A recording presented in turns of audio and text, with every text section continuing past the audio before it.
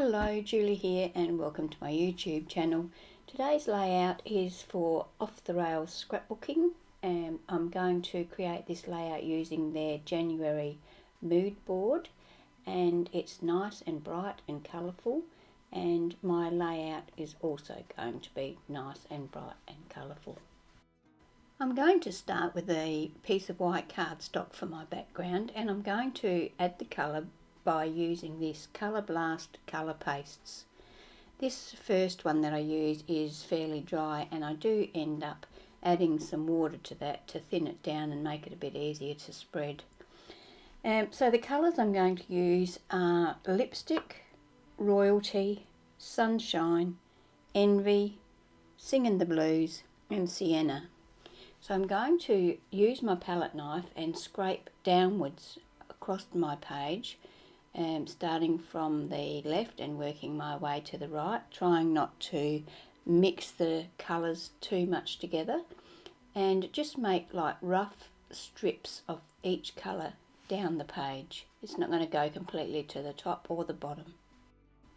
I use this folk art acrylic paint in white, and I water it down slightly and then use my fan brush to give the background colour a good splatter with the watered down paint. I'm going to then set that aside to dry naturally. That paste is quite thick, so it will take a while. While I'm waiting for my background to dry, I'm going to mat my photos. First of all, I'm going to attach them to a piece of white cardstock. I'm going to trim this down so that I'm going to end up with about 1/8 of an inch border all the way around my photos. I'm going to do the photos like so they butt up to each other. I'm not going to have any white border between the photos.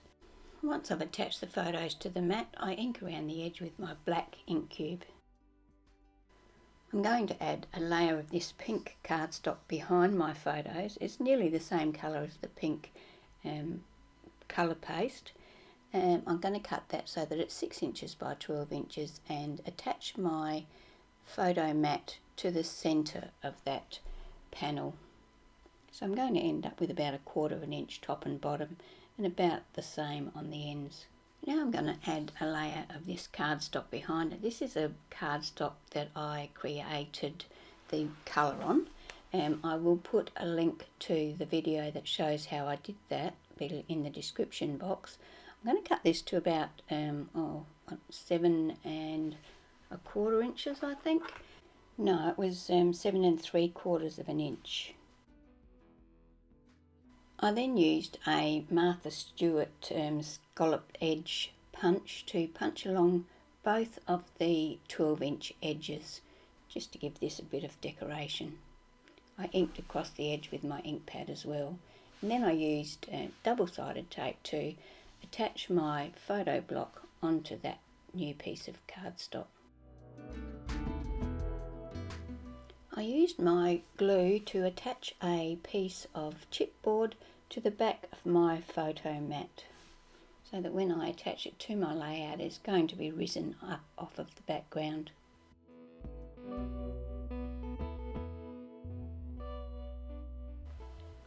Time now to attach my photo assembly to my background paper. The paint and splatters are all dry, so I'm going to use my glue to attach the photo panel.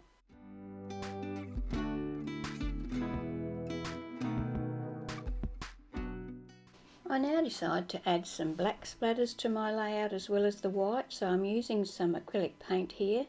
I'm watering it down and once again using my fan brush to splatter that into the background. The gold paper that you see laying there on the left, I used a piece of white cardstock and scraped over the same as I did the background, but for this piece I used Inca Gold. I was going to use that for my title, but I changed my mind, so I don't really end up using that one at all. I used some scrap paper to cover over my photos while I did the black splatters. These photos were taken in the Apple store on Boxing Day. My granddaughter had been saving all year to buy a new iPad, and this was the day she decided to buy it. I did use some of that gold paper, so I've put this clip back in of how I did create it. So you can see here I'm using the Viva Inca Gold and my palette knife and just scraping the gold onto the white cardstock. I'm trying to get it fairly smooth and fairly even. When that was dry, I cut two 1/2 inch strips, so it's 1/2 inch by 12 inches, and I used glue to attach them behind the bright pink layer on the photo mat. When I added these strips, I was still planning on having my title with the gold, and I didn't want the title to be the only gold thing on the layout.